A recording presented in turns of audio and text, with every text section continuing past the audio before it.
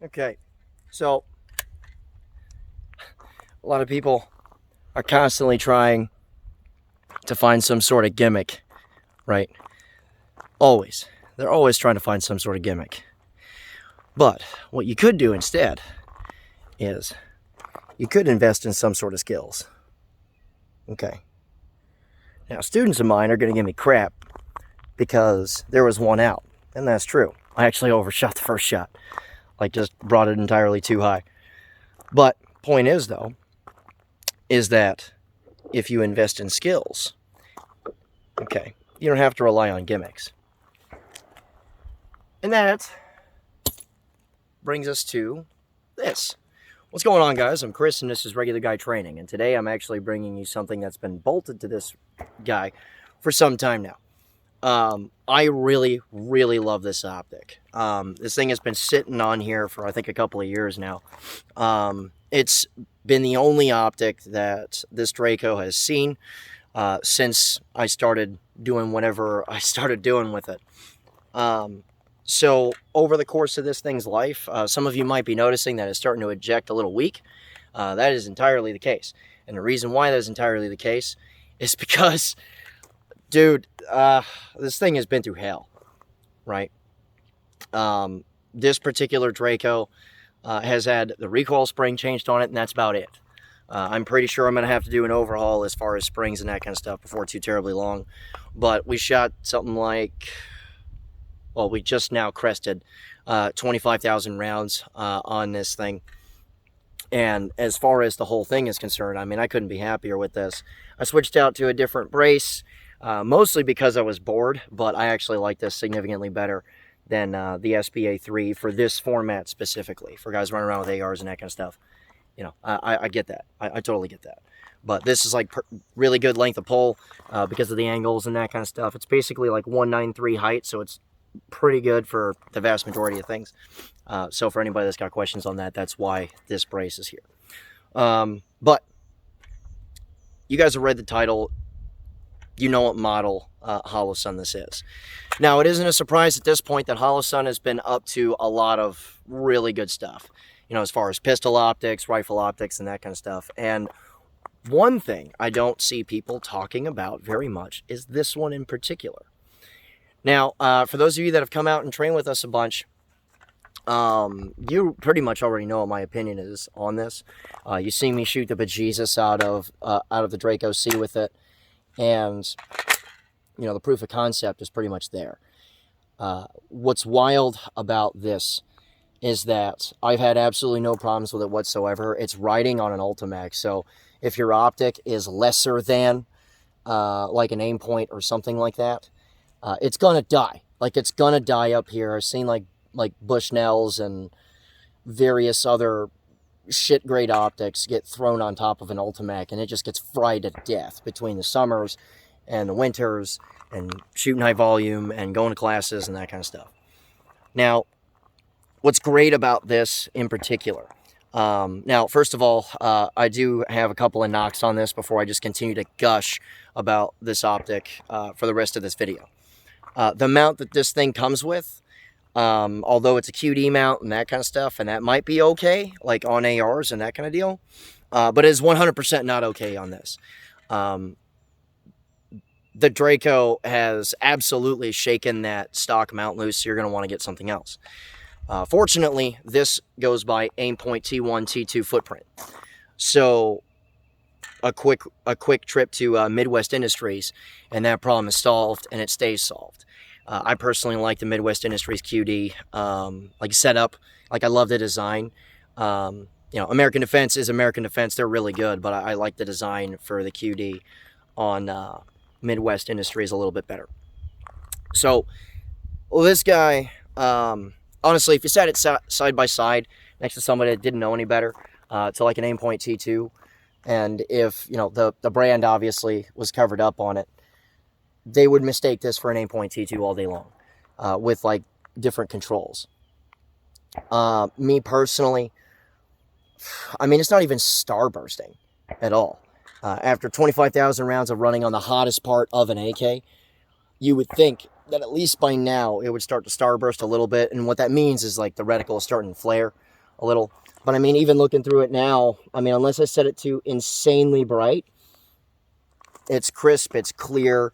I've changed the battery in this guy 0 times, just so you know. So in the last 2 years, it's been heated up a lot.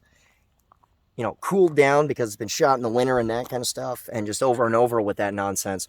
Running around in a car, you guys will notice that this is minus a sling, and that's because it's my soft skin vehicle car, vehicle, rifle, pistol.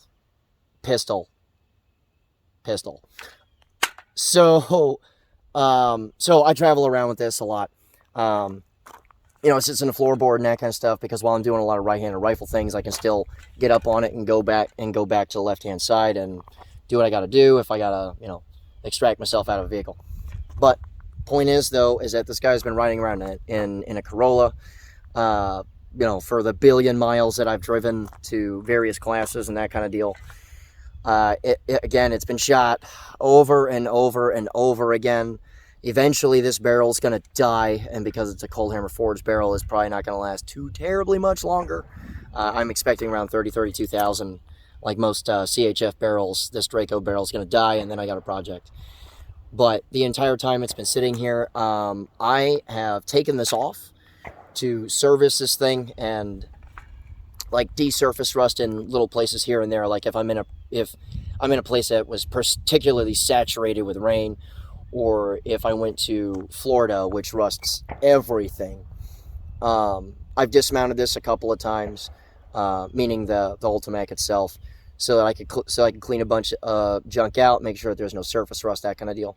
Anytime I bolted it back into place, because of the nature of the Ultimac, I have had to re-zero and that kind of stuff. But I have never had a loss of zero for no reason. You know, this thing just holds and holds and holds and holds zero. It does exactly what it's supposed to do. Part of that has to do with the exceptional quality mount that's on it, but the optic itself being where it is and where it's been for as long as it has, I'm actually very surprised. Because a lot of us have been talking about how good Holosun is and that, this and that and the other. And I believe that to be true, but a lot of me thought, okay, there's a possibility here that, you know, it's a little bit lesser to what's out there as far as like aim point, T1s, T2s, that kind of deal. The parallax on this is less than that of a T1 by a lot. Matter of fact, dude, I would say it's on par with, if not a little better than, a T2. And the only reason why I say a little better than, honestly, is probably my bias, because I've been running the crap out of this and I really like it, so I'm probably going to favor it a little bit more. But I haven't had any big parallax shifts and that kind of deal. I mean, anytime that I'm taking a shot that's basically a roll of the dice and that's a hit, I mean, the dot's like way over to one place or another. So, I mean, you guys seen a little bit of the shoot footage here, me blasting a bunch of rounds into this, backing up, shooting a little bit from back there and that kind of deal. And you guys also remember the first review on the Draco. A second review of the Draco is totally coming. I just feel as if I should probably shoot a little bit more before I do an extended review. And I'm probably going to take it right to the edge of its barrel life before I decide to hang up another review on it. Probably really close to 30,000 rounds, and like in the shoot footage, I'm going to, you know, go past the 30,000 round mark. But, I mean, what more is there really to say? It holds zero. It doesn't have parallax issues.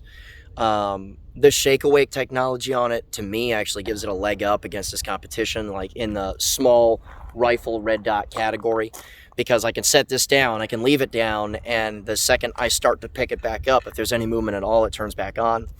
The fact that there is a circle dot reticle on this is very interesting to me personally, especially because this mount pulls this up just a little bit higher. So the 6 o'clock tick in the circle for the circle dot is a 6 o'clock hold. So this thing has like AR height written on it all day, and those of you that are just looking at where my face is versus where the optic sits, it simulates very modern like AR mountain heights. Like it's right, it's like really close in feel to like a 193, but it still has like barely over 2+ inch hold as far as height over bore is concerned. I mean, we're looking right at like 2 inches, right? So So 2 inches and maybe, and yeah, actually a little bit of change. But I mean, 6 o'clock tick in the circle dot reticle is the close range holdover.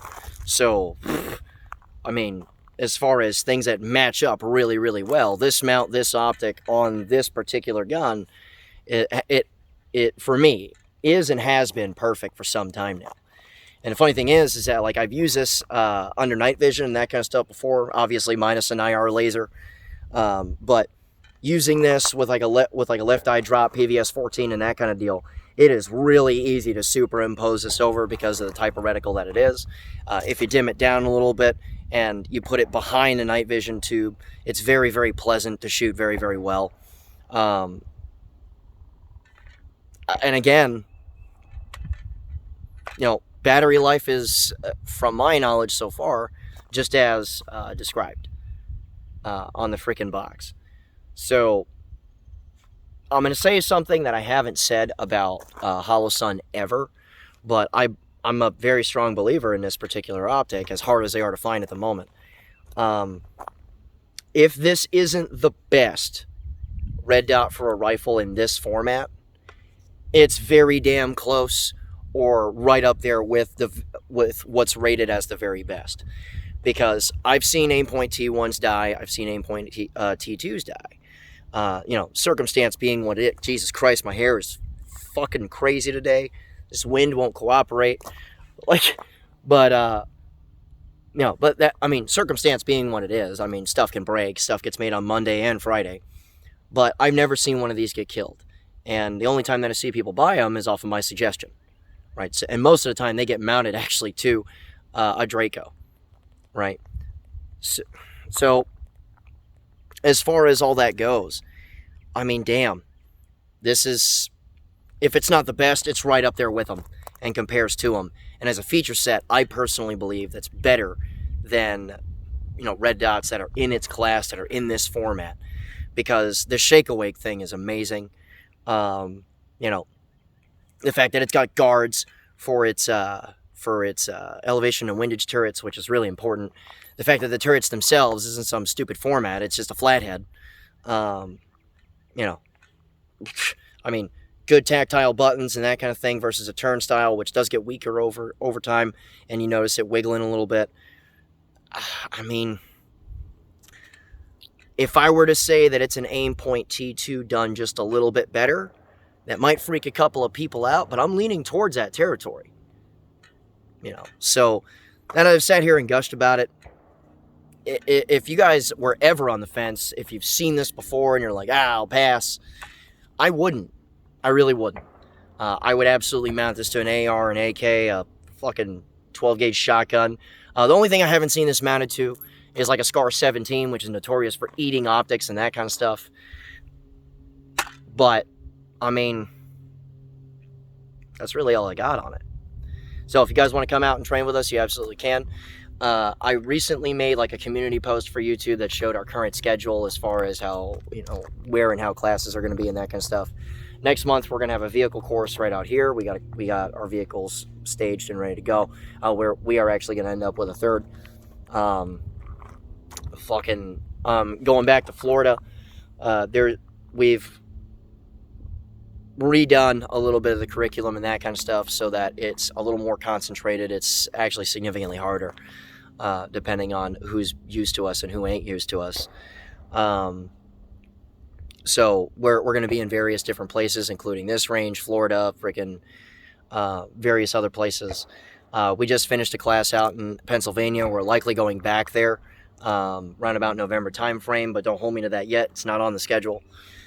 But, you know, again, you can come out and train with us if you want to. I mean, I would highly suggest getting training, especially right now.